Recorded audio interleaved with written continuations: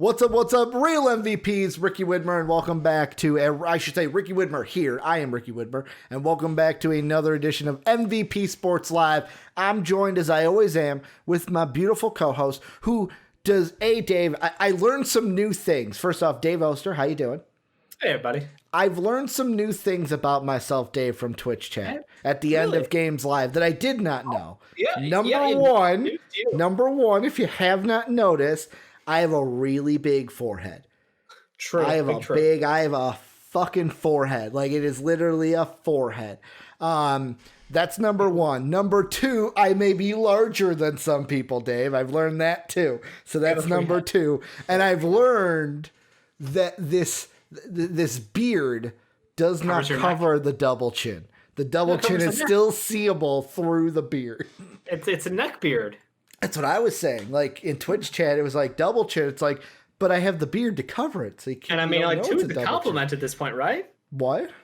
Nothing. You think two is a compliment at this point?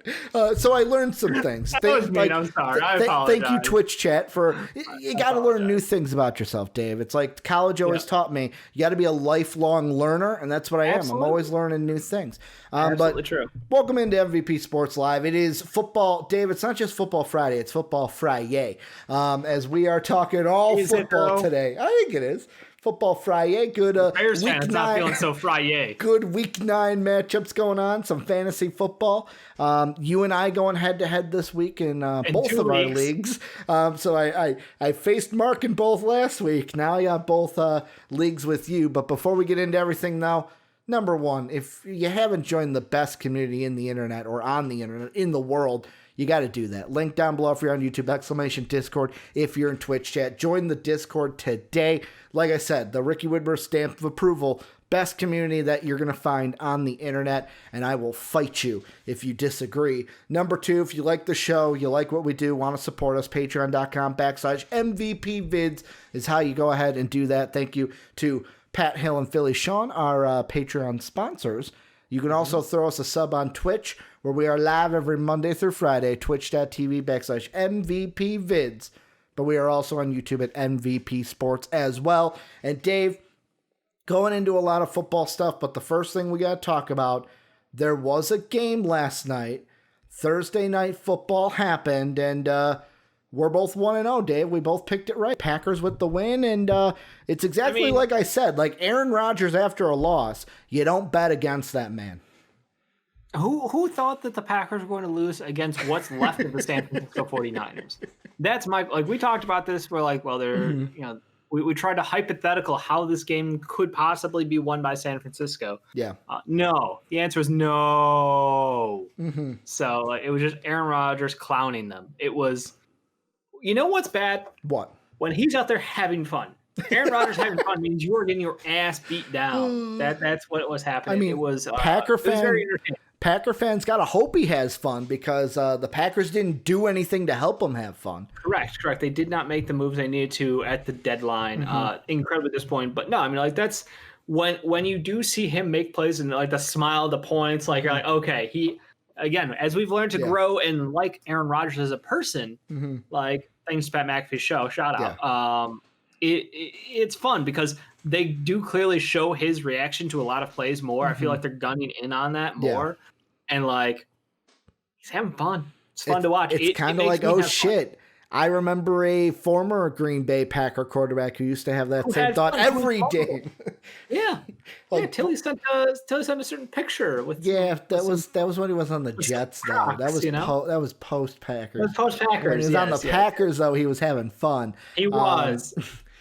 Also, you had pre-show, I'm bringing it up, Dave. You had some unique thoughts about MVS out there. Did I? Was that unique or was that just the right answer? 2 of his 4 targets, 2 tutties. We'll see if he gets a wet boy today. Sure. We'll see. But, hey, he had 2 touchdowns. He caught both of his, I should say 2 of his 4. He did have 4 targets. But, yeah, it's like I said. The main guy that they went to was Devonta Adams. And the 49ers, you're in trouble the rest of the way because, like we talked about, are the Niners toast? Short answer, yes. Long answer, still yes. Long answer, still yes. The thing that bugs me, though, is like, I don't know if it bugs me. It's that, like, okay, it's the fourth quarter. Yeah. You're down by like 30. Yeah. Now you know that the Packers are going to run on you, but that defense was still fighting out there to jam up that run game, and I'm like, just let them get the first downs. Like let them kill the clock. Let them chew clock. Don't fucking make this go through. And I'm like, just for that stop, Aaron Rodgers should throw another dime on your ass and just make you look worse. Like that's I felt spiteful because Aaron Jones is out there just trying to kill clock out there, basically right into a 17-man box, and it's like. Everybody knows you're just running off the middle. Like, what's the point? Yeah. Just let Aaron Rodgers. Like, if they're gonna play intense defense and try to take a shot at you, fuck that. Go deep. Take the top off. And then Dave looks and goes, "Oh shit, Ricky's got Aaron Rodgers in one of his fantasy matches." Don't care. Honestly, don't care. It was to me. It was the fact that it was like the spiteful. Dave loves spiteful moves. Spiteful. Yes, and like they load the box. I felt like some of the hits were a little aggressive for being down 30 in the fourth quarter. Yeah. So maybe you should just be humbled and Aaron Rodgers should have put you away even further. That's how I felt about that game. Yeah, and like we said, Packers. I'm not saying roll over and die here. I'm just saying, like, Well, it is one of those things where it's like when the game's over, it's over. You want to fight to the end, but you don't have to be dirty doing it. But Dave, let's jump into some fantasy football. And the first thing we're talking about, the big thing this week, Antonio Brown is suiting up for the Tampa Bay Buccaneers. Let me repeat. Antonio Brown is actually suiting up for the Tampa Bay Buccaneers. I have already done one thing, Dave, in preparation for this move. Yeah.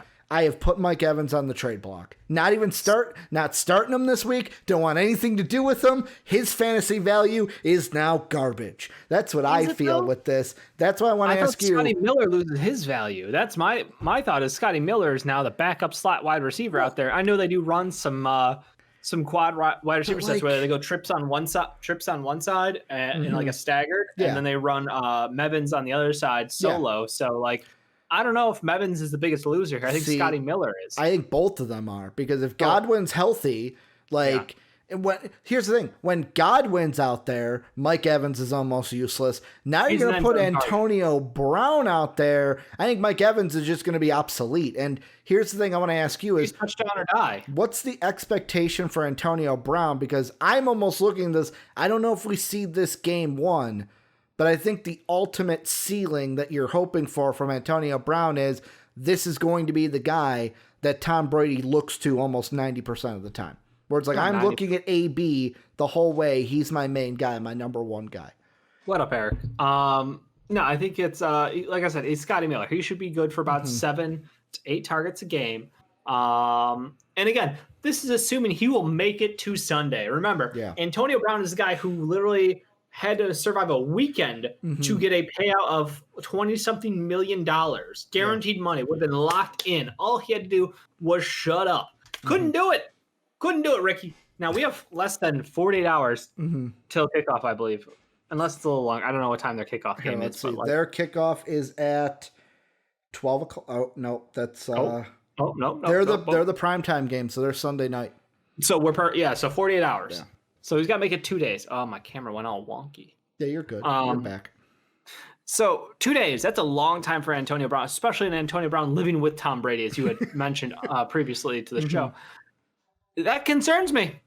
It's not a guarantee Antonio Brown makes it to the game, and it's not a guarantee that he will make it past the game. Like, I think every moment is another test for Antonio Brown to survive. So would I play him this week? Yes, because I think he's out to prove a point. Yeah, I think a revenge game. I think Tom Brady in revenge games is an incredible record. So I'm all in on the Tampa Bay offense. They've been the best team in football for the past 7 weeks. I think they have the best point differential in the last 7 weeks. Their offense moves. Their defense is just incredibly good at getting pressure on the quarterback. Like this is an elite team. This is what we expected to see out of Tampa Bay, and I think they're going to try to prove a point with this rematch. Yeah, and I mean, here's my one thing about Antonio Brown, because I feel like the first question is always, like you just mentioned, he needed a week just to last a weekend with the Raiders and couldn't do it. But is Tom Brady, Bruce Arians, is this team going to be able to fix Antonio Brown? And what I mean by fix Antonio Brown is basically say, hey, what Mike Tomlin did in Pittsburgh, we're going to do the same thing. We can't change you. we're just going to be able to make sure that we keep that crazy all in house and no one sees it. The stuff that, John Gruden couldn't do, and Bill Belichick is like, I'm not your fucking dad. So like you deal with your own shit kind of thing. But are the Bucs going to be different? If they're fine with that, I expect Antonio Brown to be in fantasy, a must start, the number one target for Tom Brady. Duh. Like none of those are hot takes. My only question is, and this is what I don't know right now, is how quickly do we think he is going to get up to that expectation? How quickly is he going to be that like 15 to 20 point wide receiver to where it's like, yeah, he's my number one wide receiver because he's Antonio fucking Brown? Or is it going to be something to where it's like the first week or 2 weeks, he's kind of around 10, maybe sub 10 while he gets used to the offense? Like, is there a worry there? I'm not sure what their offensive game plan come red zone will be, because I think Gronk and Mike Evans are better targets in that end zone. So I think if they're running like Gronk, he's had a touchdown in 4 straight games, I think. Something like that. Yeah, he's been excellent. So my thought is like, yeah, he'll move the chains, but I don't know if he's going to be a big play kind of like, hey, I'm going to get you like 20 points a game kind of guy, because it's touchdown limited. I mean, like you can have, and I see him as the guy, and again, projecting off of what he's done in the past, he's the guy who can have 7 catches for like 95 yards. Yeah. It's not a bad day by any means. He moved the chains, but like if he doesn't get that touchdown, now you're only getting, like 16 points if you're if you're a PPR, like full point. Like it's not amazing. Could be better. If you had a touchdown, great. And that's the problem. Like I think, Mevins, again, it's like 1 catch, 1 touchdown, 7 yards. Like that's his stat line. That's a Mike Evans stat line right there. Well, and so, I think I don't know, man. The other thing that plays into it, and I know that you've even mentioned this, Dave, in different topics, is you can't always take it for granted that it's like, oh, this defense is number 2 against wide receivers, because sometimes it's like, who have they played? But the thing that I do find interesting, because Antonio Brown, it's like this week there's an expectation, but like there's an expectation for him because people who were able to either drafted him and kept him, picked him up and have him, whoever owns him, they're kind of looking at it as, I need him to be a guy I can have as a must-start wide receiver, especially as now we're getting into kind of like the dog days of the fantasy season, where most leagues, it's you've got, 3-4 more weeks, maybe 5, and then boom, you're in playoff mode. Or around week 12, week 13, in some leagues it's even week 11, you're entering playoff mode. So you're like, I want him to be as kind of as well as possible for it, or as good as possible for it.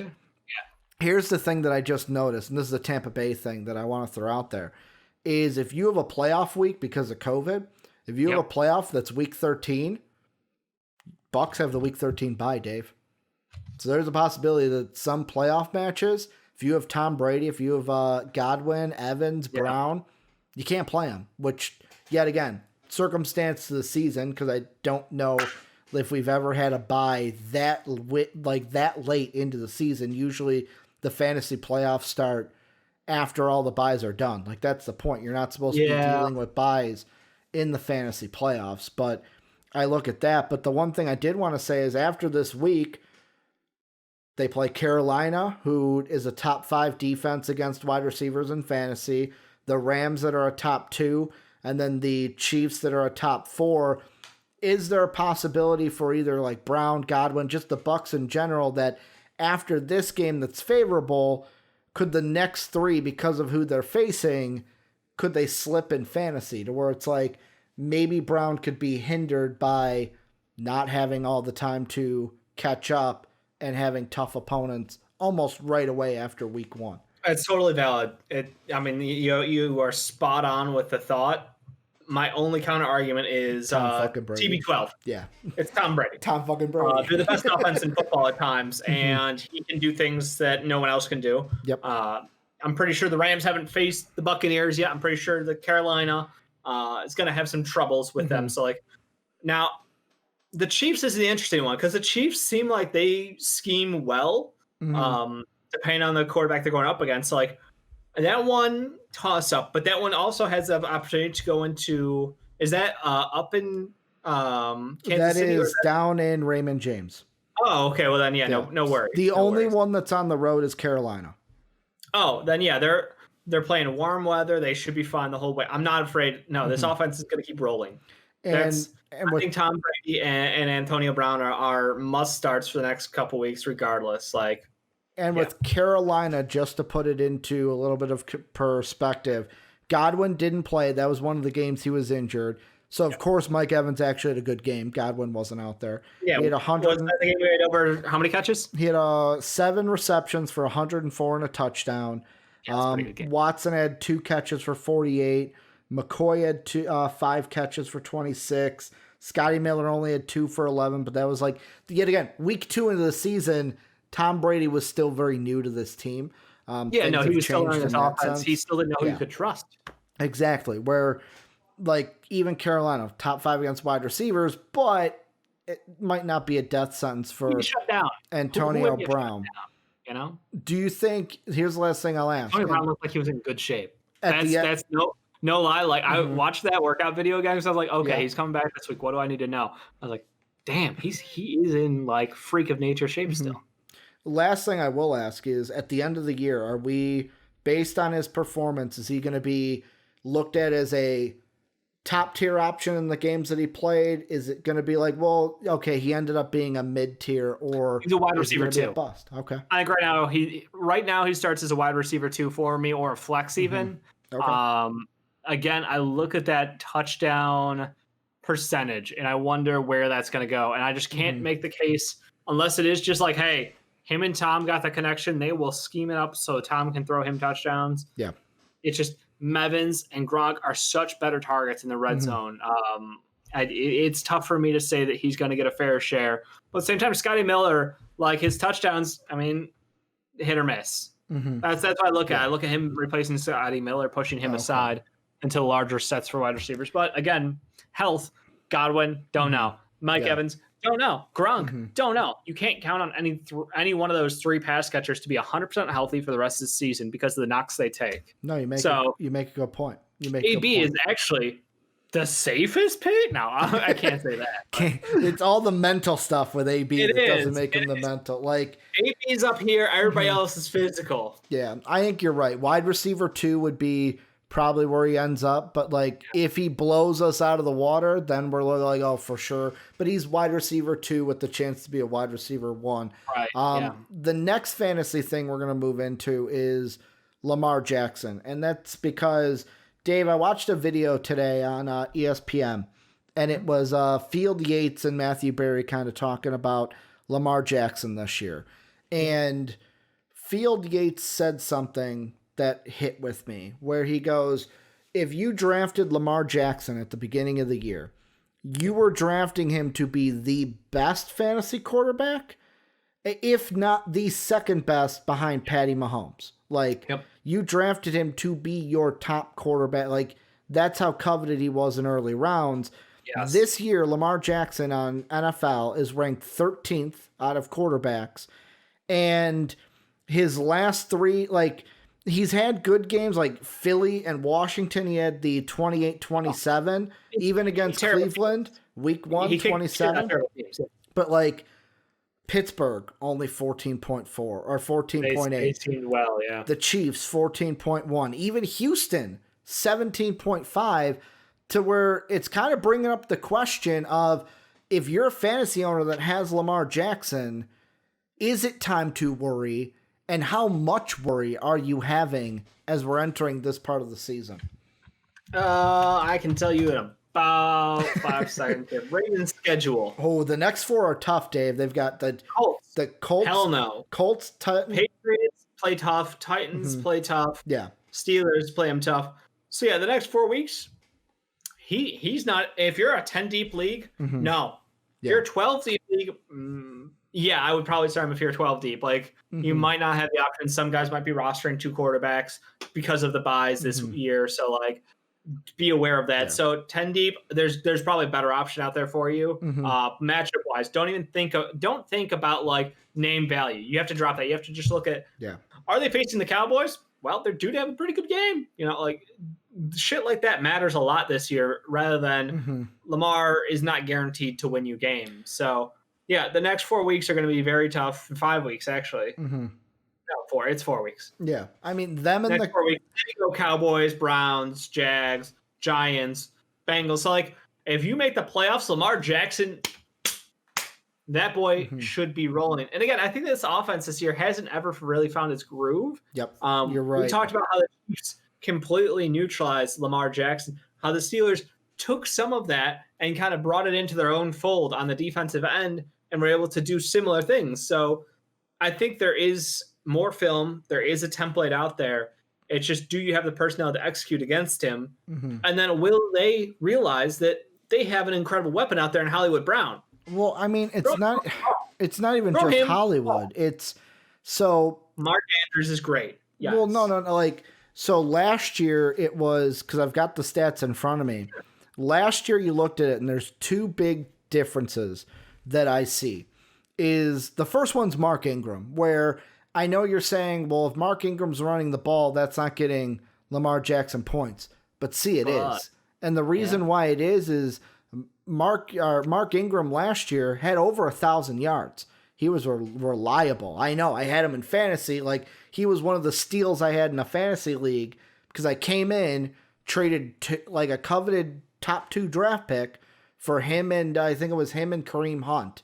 And I fucking stole it. Like, I basically stole the entire league until I like lost in the playoffs because my team didn't show up 1 week out of the whole year. But like, he's not there. He's been injured this year. He's not even going to play this week, I don't think. And then receiving wise is, yes, Hollywood Brown is their their wide receiver weapon. But like last year, Mark Andrews had more targets. He was more of the tight end. Plus Lamar Jackson in himself had more rushing yards. Like, that's the thing that I think, like, he's only got 400 yards this year on the ground compared to over 1,000 last year.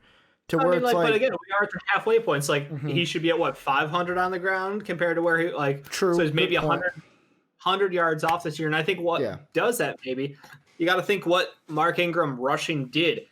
You start to feed up that defense as the game goes on. Guys get a little less excited to just jam in there and try to tackle guys because they're beaten down. Yeah, like that offensive line was pushing all the time. They had one of the better rushing offensive lines in the league because they could get that push going up front. So not having someone like Ingram out there to help bruise hurts. But also, I think their play calling has been suspect this year. And not just because I'm a Hollywood Brown fanboy, but I am.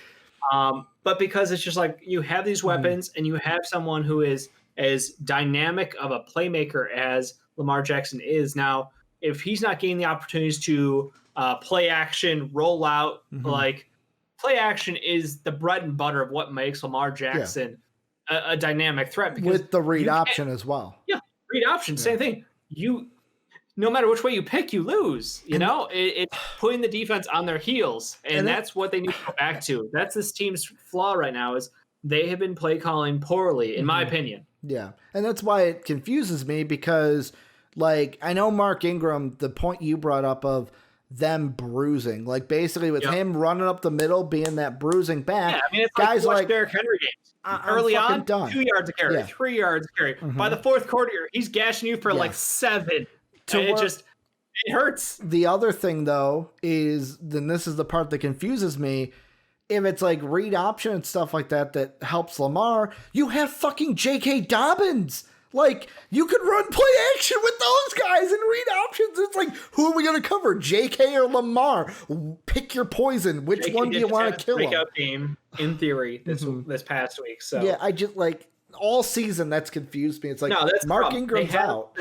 They have equal or better personnel than they had last year. What's changed? And that's the question they have to ask themselves. Yeah. Why are they having less success this year moving the ball than they did last year? And I think it's the play calling's changed. They try to get a little cute with some things, and they're not leaning into their strengths. Maybe they're trying to prove a point that Lamar Jackson can throw better. He's more accurate, whatever it is. Whatever they're quarterbacks throw, they don't run, Dave. Well, that's you mentioned the rushing yards. 100 rushing yards less through 8 games. I'm guessing, based off the total from last year you gave me. So you have to just make that assumption. That's okay. Why? What has led us to that point? And for me, I look at play calling. So it's not unfixable. They still have good personnel. They still have the ability to make things happen. And my boy Des Bryant, hopefully in a week or two, is going to be on the main roster, right? Because he signed a practice squad. I'm hoping he gets brought up because he's in game shape in a week or two and can play some football again, which would be great. If not, come over to the Bears. We fucking need you. 3, 4, 5. What'd you look it up? 6, 7, 8. So through 8 games last year, do I know how many yards he had through 8 games last year? Many? 637. That included 3 games. Week 2 against the Cardinals, we're at 120. The October 13th game where he ran for 152 on the Bengals.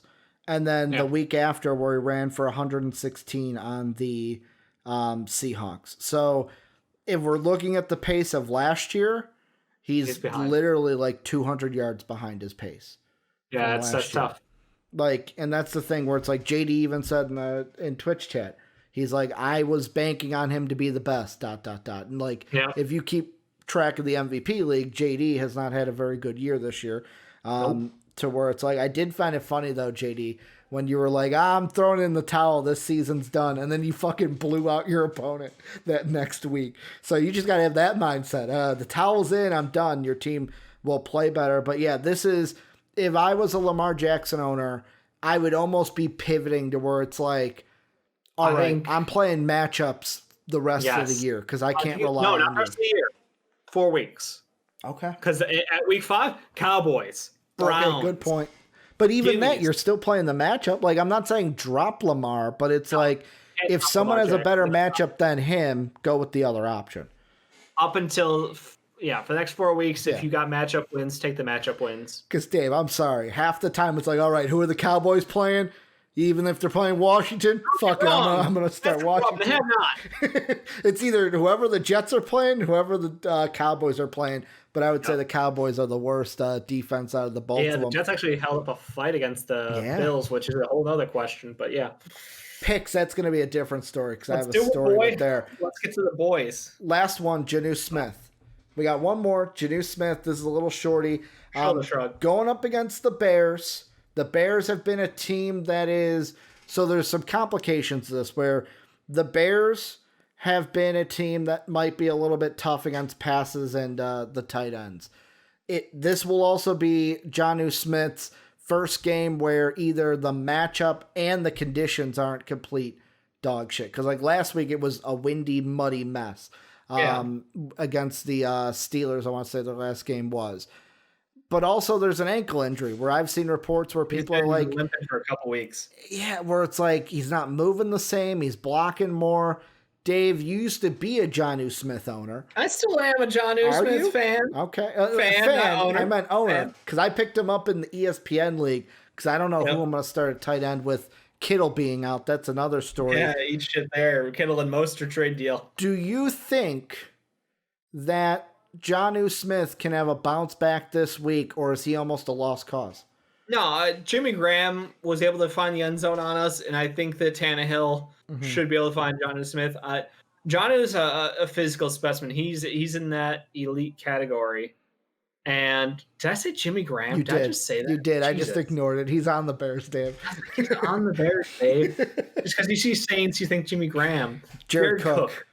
Who I also own that week. I literally picked up Jared Cook to play the Bears, and I was like, I know what I'm doing here. In our ESPN league, I have to pick between Cook and Smith. Those are the two I have to pick. I don't fear the Bears defense for Jonnu. I think he's physically a specimen, even with a bum ankle that's going to nag him all day. He's still very good, and he will get a shot in the end zone, whether he catches it or not.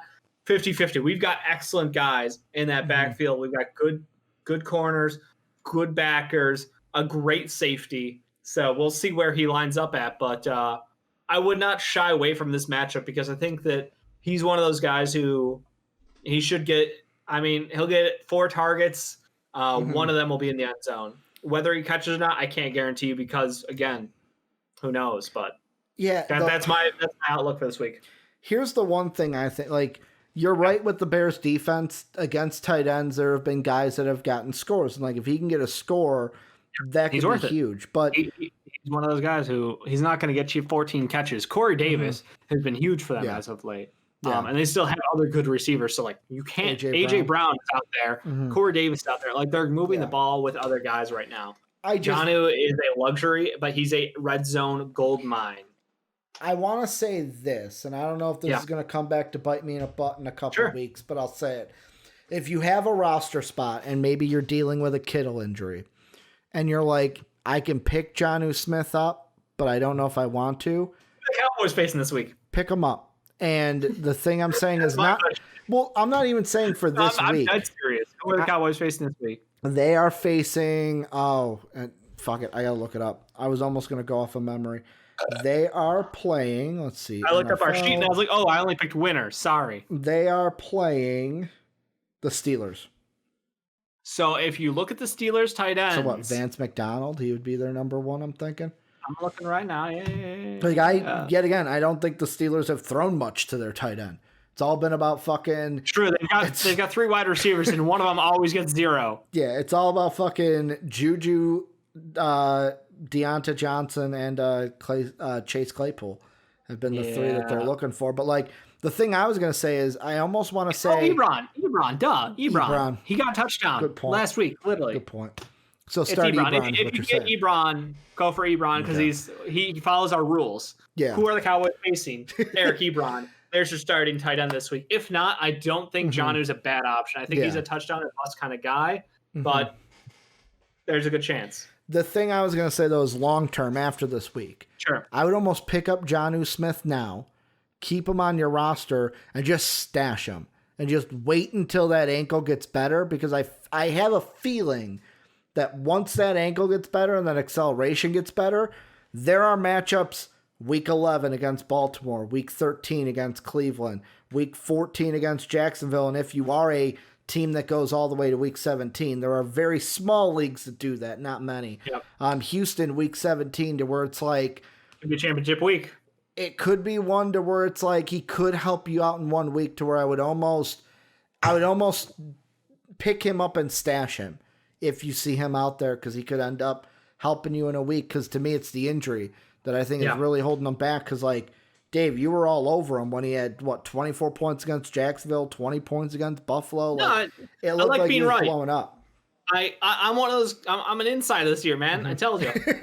Dave's like, I'm picking well in games. I'm having a good fantasy. I picked well in fantasy. I'm winning both leagues. Like nothing to be afraid of. I'm down like 17 players too. Yeah, doesn't even matter. I mean, this has been a good year for both of us in fantasy. But Dave, before we do make our picks, let's do a segment we love to do.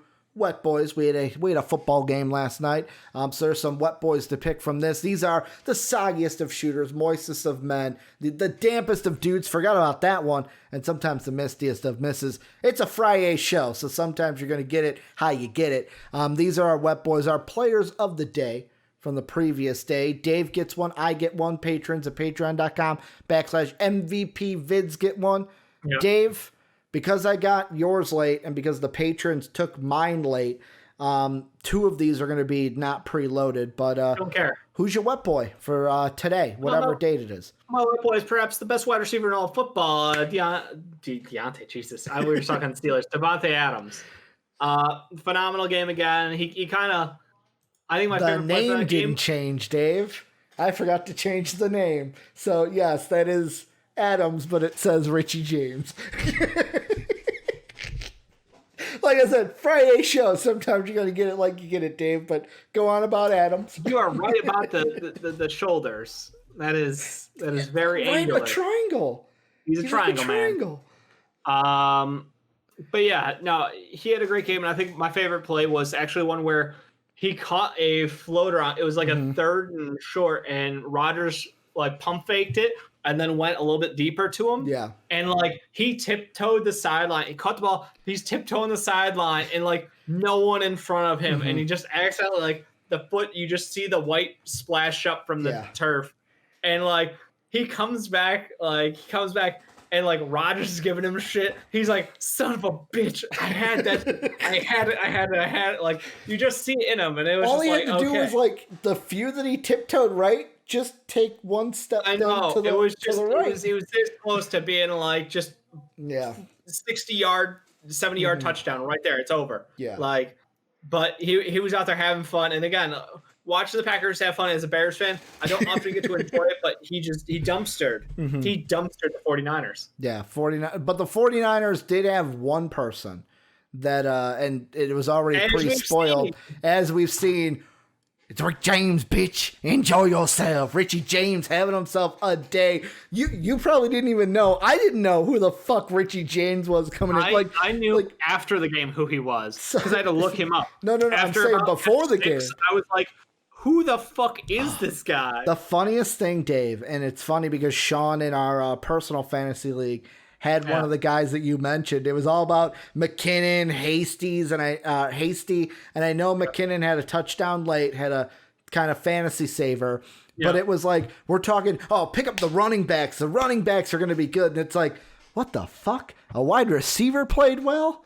Like, that brings me to the question, is it Brandon Ayuk that's good, or is it just the Niners in their fucking system that whoever's that main fucking running back or wide receiver, they just get points? Deebo Samuel's good, but I'm going to just start there. Yeah. So he's I don't think it's just the guy.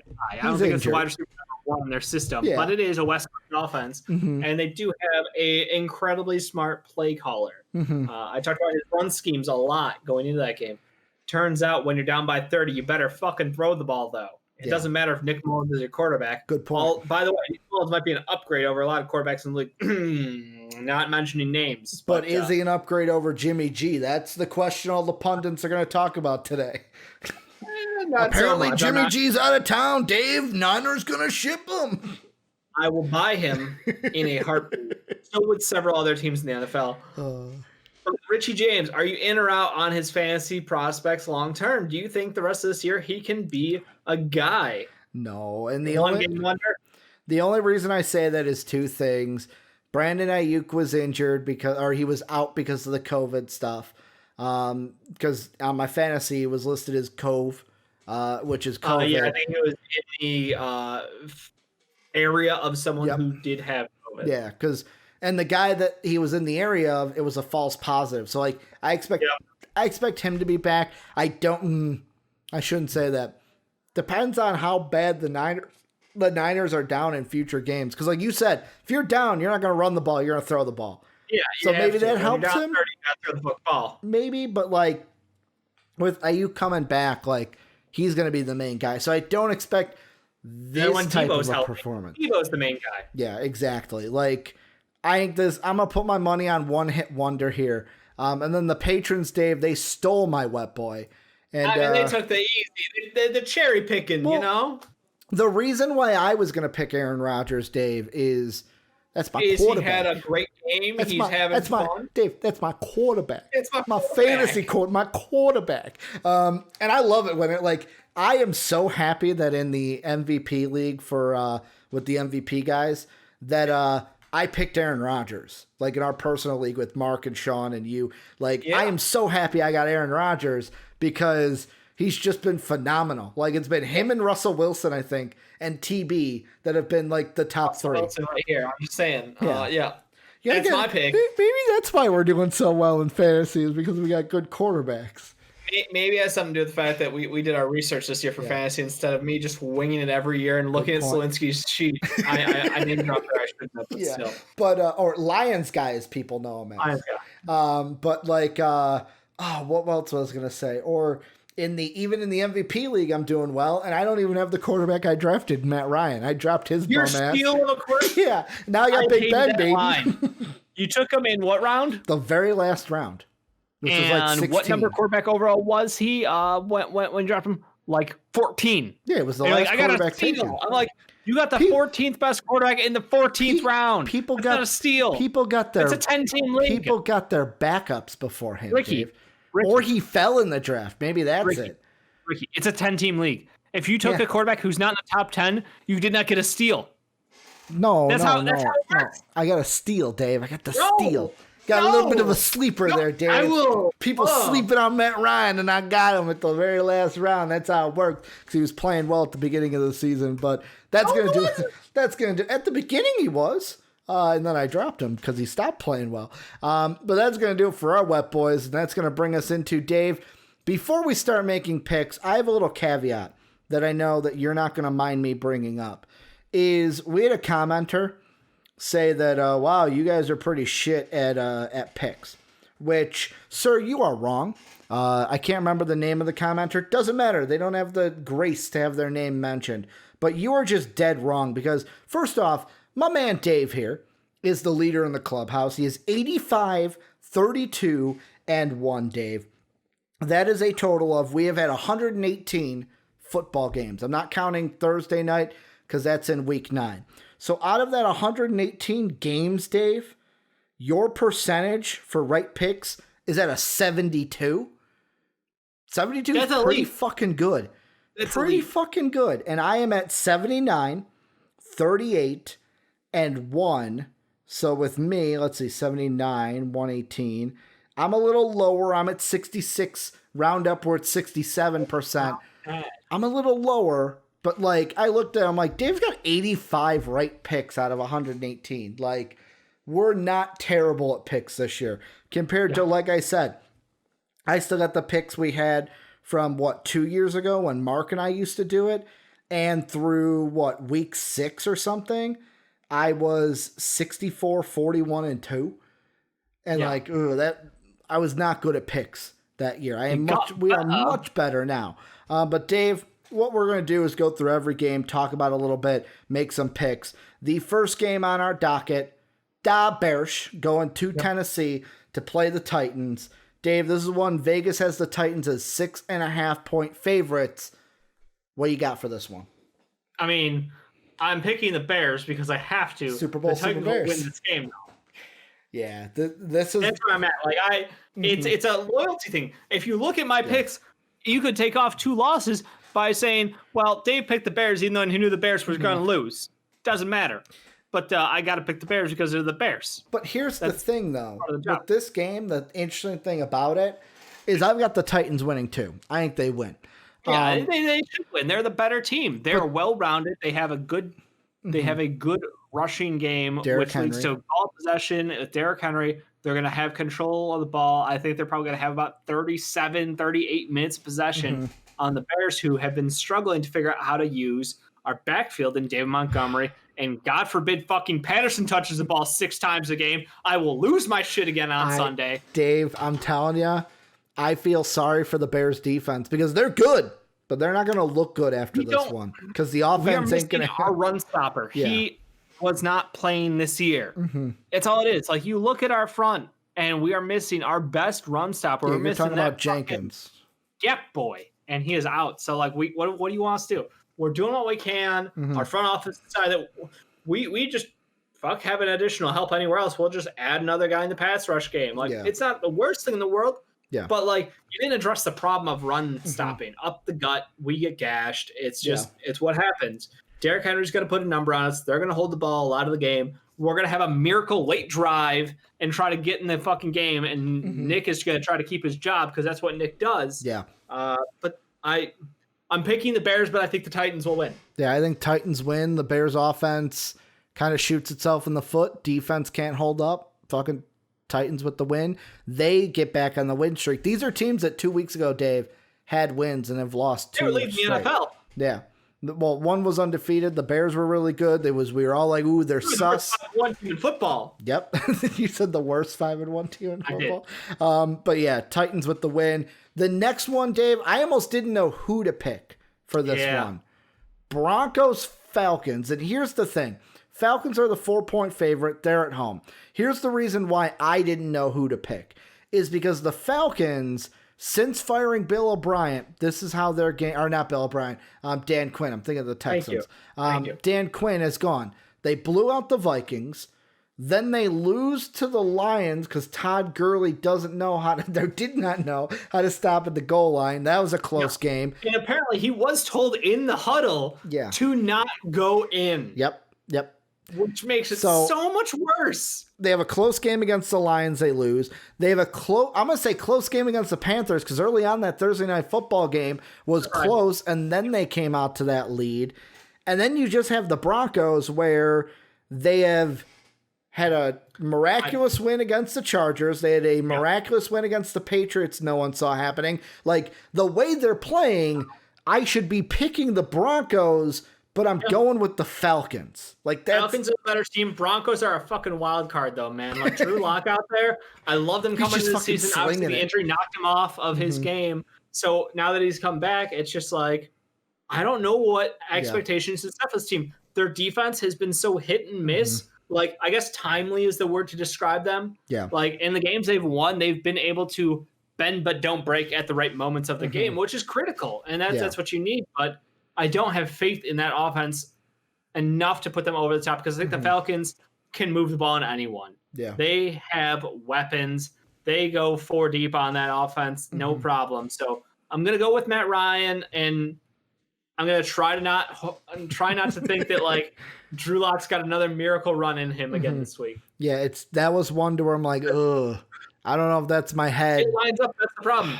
We talked about the Chargers losing leads. Yeah. The Falcons are the OG of losing a lead in the game. Yeah. So, like, that's got to put a little fear right here in your pick. Yeah, that's one that I'm not confident in. And even, like, the next one. So, Seahawks-Bills. Seahawks are a 3-point favorite. Yeah. I know we're both picking the Seahawks, Dave. Like, yes, in this one, the better team. Here's the question I want to ask to you, though, and this is the question that most people are asking is, will the Bills offense wake up here? And if it's not here, will they ever wake up again? Because, like, the Bills haven't played good in 2 weeks. This is their best opportunity to play well. The Seahawks team has a horrid defense. This team will go as far as Russell Wilson can throw, just perfect throws. Like, that's all it is. It's, can Russell Wilson will this team to win? Because their defense just doesn't have enough, His career has been a story of 2 tales. It's when Russell Wilson had to be the smart quarterback and their defense carried them to a championship. And now when Russell Wilson is perhaps the MVP of the league and is carrying his defense to a championship run. Like, that is how good this team is. They have that upside. DK Metcalf, the scariest mother around right now as far as wide receivers go. And they still have Tyler Lockett. They still have options at tight end. Like, their run game to me is kind of a mixed mash of question marks. I don't play fantasy with their running scheme. Just don't. You go Tyler Lockett, you go Russell Wilson, and you go DK Metcalf, and you don't touch anybody else. Well, funny you bring that up. You say don't play with their run scheme fantasy. We got a fantasy question from ISO where he says, quick waiver wire scoop, DJ Dallas, who had 8 points in Seattle last week, does he pick him up and drop Damian Harris? You're saying no, keep Harris? I like Harris this week. Damian Harris has solidified his spot. He was playing last week hurt, and he still was able to fight through shit. So I like Harris as a steady guy to get you points. I don't know what to expect out of DJ Dallas. Like, he looked impressive, but at the same time, I gotta look up for me. I'm not gonna take a flyer on him. I think it was 1 week wonder. Do we know about Chris Carson? Do we know his status for sure? Let's see. Okay, Adam Schefter 3 hours ago. Chris Carson is out for Sunday's game at Buffalo, so he is not going to be playing in that one. So Carson's out yet again, but, like, at the same time, like, I would keep Harris. Harris is going up against the Jets. We're going to get to Patriots Jets. That's the other thing. You didn't mention the matchup. Yeah. Like, that is a ideal matchup for Damian Harris, and that is a team that is relying on the run game to win them everything. So, like, Damian Harris, big time play. He didn't have a bad week last week. 16 points. I would keep Harris. That's what I would do. I would start Harris if he was available. Absolutely. Yeah, I wouldn't bite on DJ Harris. But yeah, both of us going with the Seahawks in case you might have missed that pick. Dave, the next one. This is a game. Yet again, this was one of the few where I flipped on this one. I didn't know who to pick at first, and I almost picked the Ravens. So we got Ravens Colts. And this game is an even in Vegas. One of the 2 games I know for sure that we're getting a even in. This one's tricky to me because, like, the reason why is the Colts have had their struggles, but like last week we saw him put up points on the Lions. We've seen him put up points on the Bengals, but those teams aren't great defenses. Where like the Colts is the great defense. Is the Ravens defense going to be able to contain the Colts while giving Lamar Jackson options? Because Lamar Jackson also, I read you off the games either before the show or in the Lamar of like who they've beaten. They've beaten the bad teams. They've lost to the only two good teams that they've played. So like for me, I'm going with the Colts, but I almost want to go with the Ravens, but I'm going with the Colts in the end. I want to go with the Ravens because I think Philip Rivers will make a mistake. Yeah. That's the thing. My brain is telling me Philip Rivers is going to create a turnover that will cost you the game. But the Colts defense is good. Nyheim Hines out there being used in different ways. They're getting the ball in his hands. He's able to create in space. I like this Colts team is like they're good, but I feel like they're sneaky good, if you know what I mean. Like I'm not confident in them, but they just keep winning week in, week out, and I think you have to respect that. So with the Ravens' struggles as of late, it's totally worthwhile to question that. And I think that, again, the Colts, if they play a clean game, 100% will win this game. Yeah. But do you trust Philip Rivers to not turn the ball over too many times? No, to I that don't. Ravens defense? Well, so should we just both flip? Are we just a handshake flip here? No, I'd stick with the Colts. So you stick with Colts. Okay. Yeah, so you just said that. I'm gonna stick with the Colts. Are you flipping? Are you going Ravens? No, I'm just asking you. I was we both just said if Philip Rivers can't play a clean game, he won't win the game, and you said he won't. So I feel like picking the Ravens. How I'm looking at this in the end is I could see Philip Rivers making a mistake. I could see the run game being not dismal, but not as good as it was last week for the Colts. I could see that. Yeah, but at the same time, I am willing to go in on this one and go Colts with the win. And if I'm wrong, I'm wrong.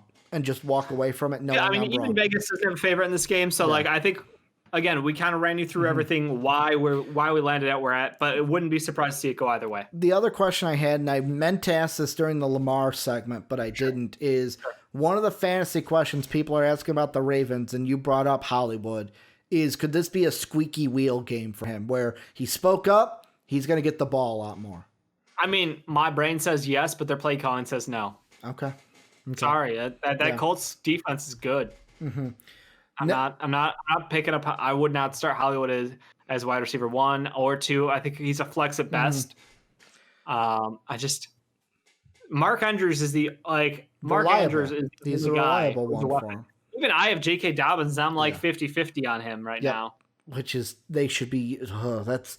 I know Ravens he's so good at football. Him better. Ricky, he is good at football. God, I've seen it, and they still don't give him the ball enough. I think it was a game against Indiana when he was at Ohio State where he blew up, and I was like, I can't wait for this kid to get to the NFL. That's how good he is.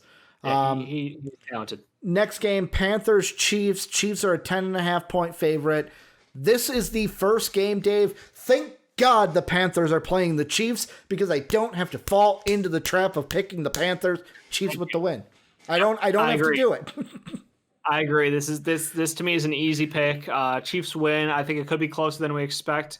Just because Teddy Two Gloves, man. Yeah. Teddy Two Gloves makes shit interesting, man. He will air it out if he needs to. But again, when do they make that call? Because for 3/4 of the game last week, it sure as fuck looked like they were just 6 yard out, 7 yard out. We are keeping it underneath. We're playing conservatively. We will just use the Mike Davis game plan, but we do have the return of Christian McCaffrey. Now, how big of a deal is this? How much of an upgrade from Mike Davis is Christian McCaffrey?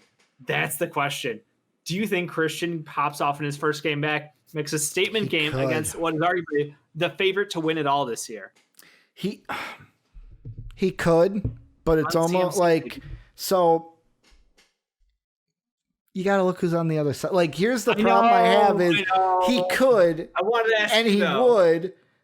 I feel like Christian McCaffrey's going to have a good game, but Patty Mahomes will just outdo him.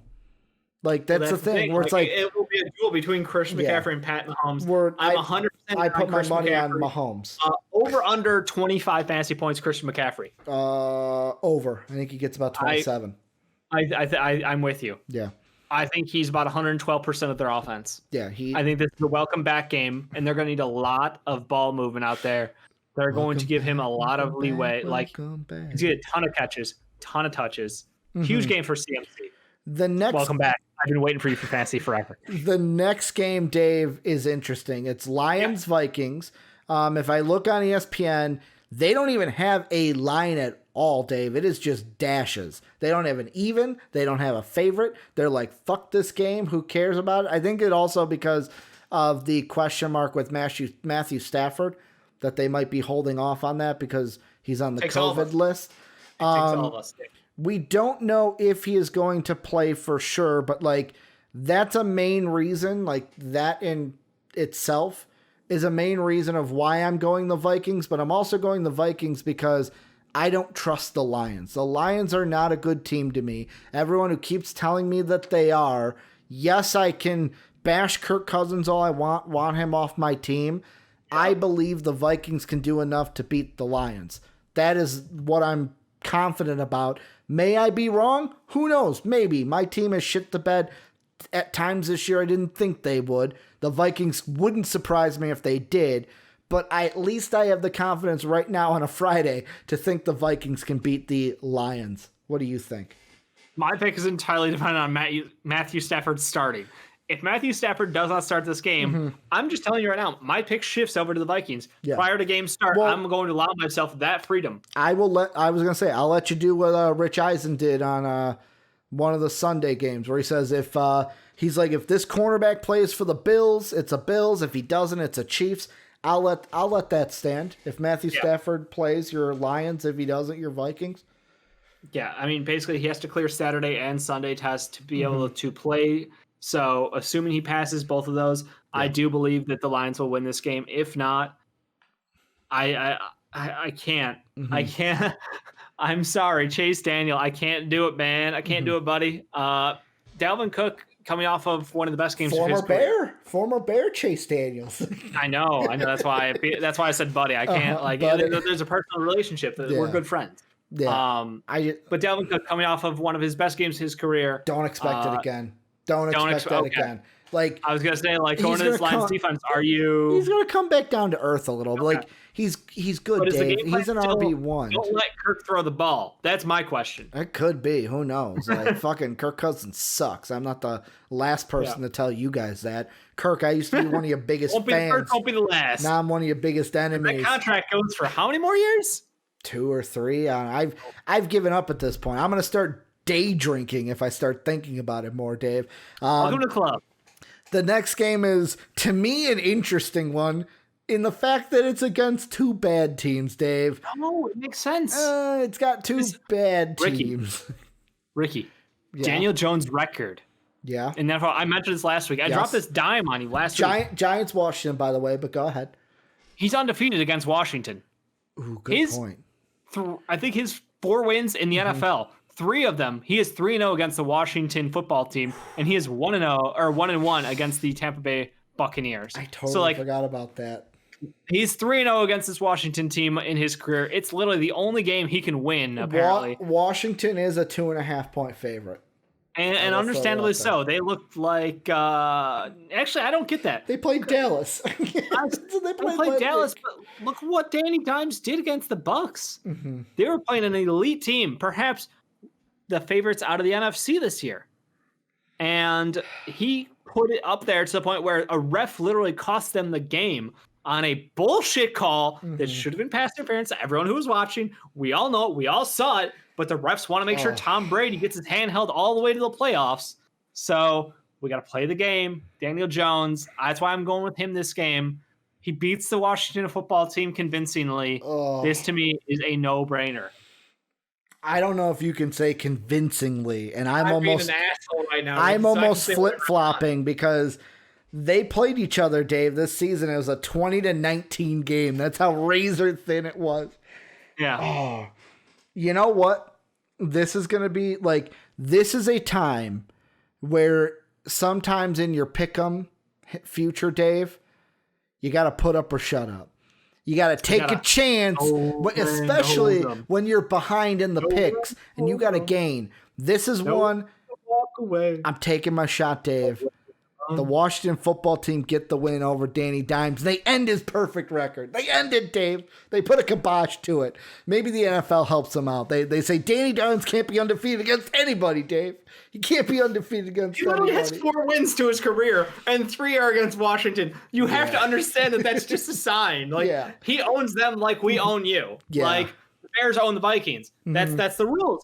The Vikings, unfortunately, especially on Monday nights, do not play up against the Bears. It's like how the Green Bay Packers just dumpster the Bears year in, year out. We understand. That's the rules. Like, if it's a Monday night game in Chicago and the Vikings are coming to town, it's going to be a bad time for anyone wearing purple. I've just accepted it. And what does the NFL usually do? That game against the Vikings and the Bears in Chicago? Let's put it on Monday night. Like, come on, man. Give me a non-Monday night game in Chicago. That's what the nation watch. But the next game, Dave, Houston-Jacksonville. Minshew is out of this one with that thumb injury that I had mentioned. So Minshew's out. I think Lutton is the quarterback that is going to be starting for them. Google that name. Texans are. That's why I just picked the Texans. Texans are a 7-point favorite. After you mentioned Minshew's thumb injury to me earlier this week, and mentioned that he had been having that problem for a while now. Yep. I was like, I looked at the roster. I went back at quarterbacks. I don't know you. I can't pick you. I can't do it. The Jags could win this game because the Jags are an enigma, but they're also a bad team at the same time. So I think the Texans have enough firepower to win. They have talent on that roster. Are they well coached? No. That is why they're failing. That's why they're a bad team this year. So Texans win, but it's like a begrudgingly, I guess. If they don't win this game, I don't know who else you can fire. That's my problem. You kept all your talent. You didn't flip Will Fuller for a 3rd rounder because you wanted a 2nd rounder. It's on you. Yeah, and I mean with the Texans, Eric brings up a good point. He says Texans just win as much as they can, so Miami does not get a decent draft pick. They're not even playing for their own pick, so the Texans can't tank. Big true. Just win as many games as possible. Dave, the next one, this was another game, much like Ravens-Colts. Could not. I didn't know what to do. Even Vegas doesn't know what to do. They have an even. Money lines both at -110. They're like, don't bet on this one. You're not going to make any money. Yep. Raiders-Chargers, in the end, what did it for me is both of these teams have played very well. Both of these teams have also played very well and lost games. Yes. But I'm sorry. I'm joining the fan. I love Derek Carr. Carr. He's been my fantasy quarterback at time. But I'm getting on the bandwagon, Dave. It's Air Bear time. Chargers with the win. Let's go, Air Bear. Hell yeah, Air Bear is the future. He will be the rookie of the year. He is the man, and I love what he does out there. But I will take the Raiders in this matchup. Oh, double not so fast in me. Double not so fast, Ricky. Chargers lost how many games that they've led? 3 out of the last. Almost all of them, I would say. And that's just me not even looking into it. I just mostly all of them. They lose all their games. No, but 3 out of the last 4, they've you lose all the games you don't win, Dave. That's they've lost the game. It's just I look at this Raiders team and I'm like, you are good enough to beat the best team in football. Yeah, you should be good enough to beat a Chargers team that, they are amazing to watch. And Keenan Allen takes a fucking beating out there. Yeah. But he just keeps getting up. Mad respect for Keenan Allen, by the way. I can't. I think this one will be kind of like a showdown kind of style. I think this one will be like a 27-35, a 35-30 kind of a game. It'll be close. It'll be fun. And I expect both teams to have really good performances. But something about me is telling me Raiders, and maybe it's because of the fact that I've been on the Air Bear bandwagon since day one. Okay. But I just that team's not complete right now.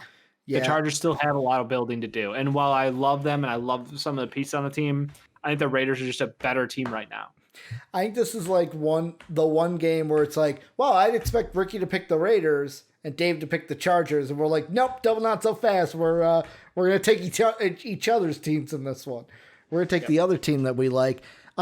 Dave, the next game, do we even have to talk about? Steelers, Cowboys? It's a 14.5-point line in favor of the Steelers. What if the Cowboys do end the undefeated streak? Cooper, Cooper's playing QB, right? Cooper Rush, baby. Cooper Rush at QB. The fourth quarterback to start a game for Dallas this year. And they don't own the number one pick. Good luck. That's what I would say. Mm-hmm. Yeah. Steelers. Easy, it's like, done. Steelers, moving on.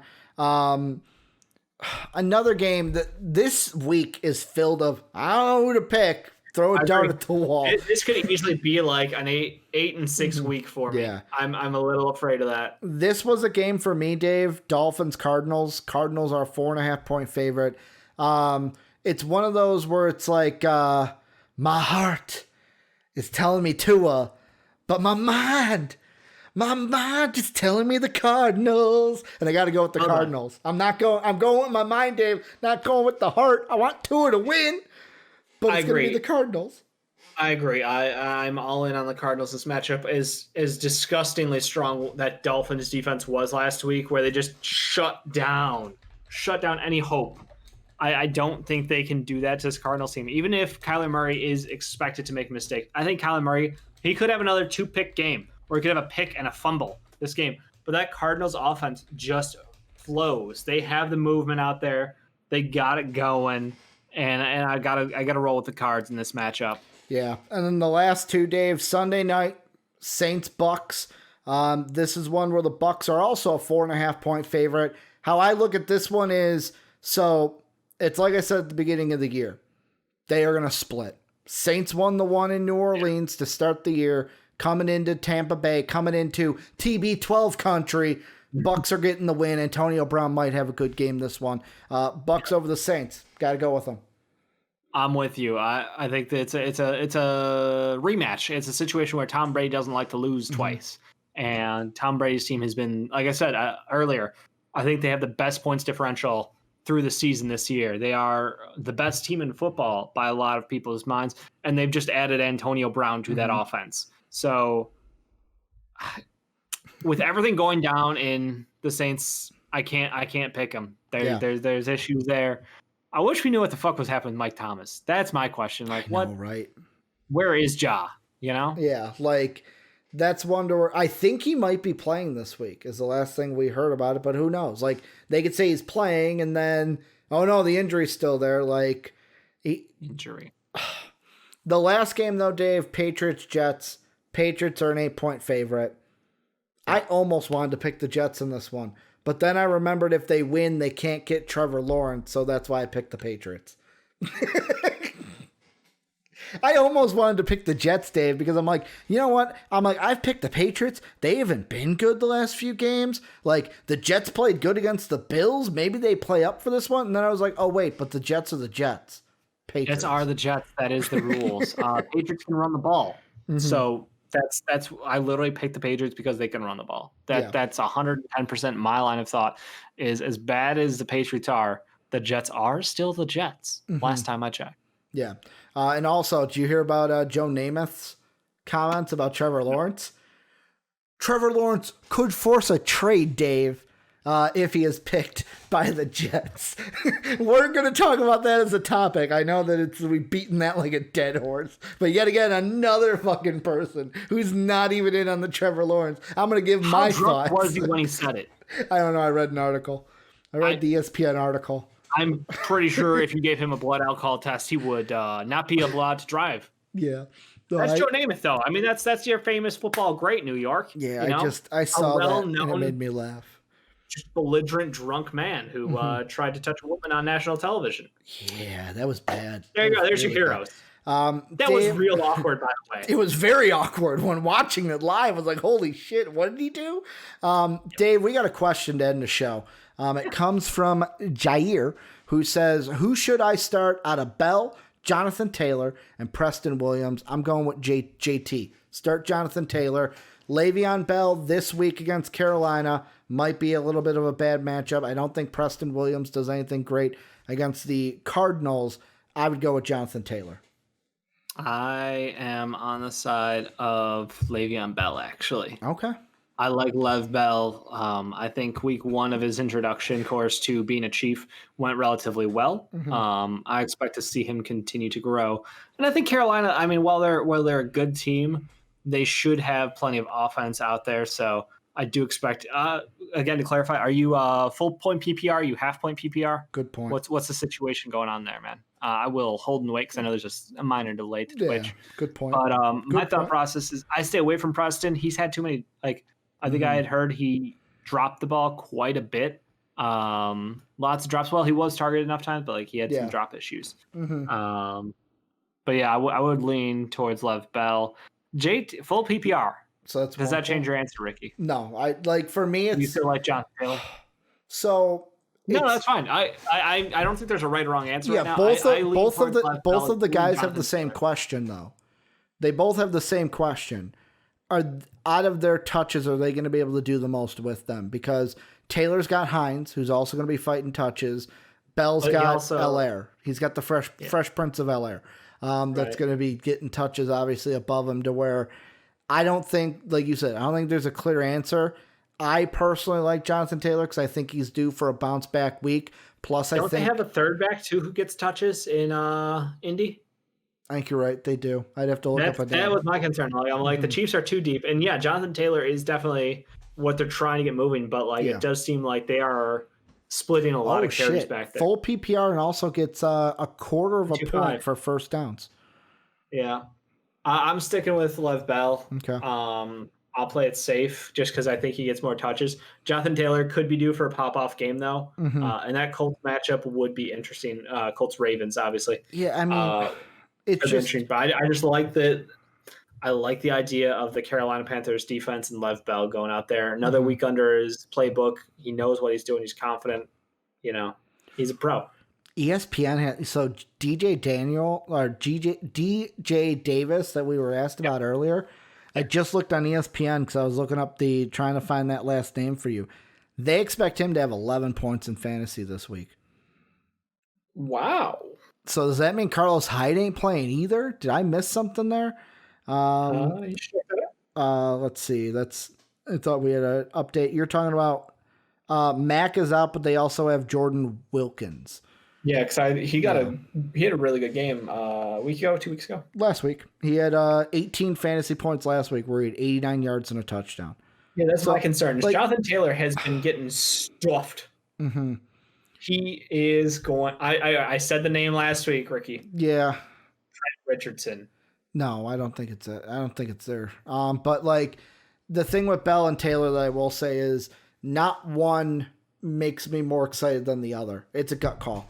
Like it's basically a gut call. I even looked up like Chase Edmonds to see if he was like low in leagues. He's about 90% in leagues, so you're not going to get him. Like he is one that I would definitely start because Kenyon Drake is out this week and he's going to cash in against Miami. But any final thoughts, Dave, before we wrap this one up? I think we nailed it. At least we knocked off Preston Williams for you. Yeah. And watch. Preston Williams will now get 22 points for you. On the usually bench. That happens. Usually that's how it goes. I lean running back much more often. So that's just it feels like a safer play. But yeah.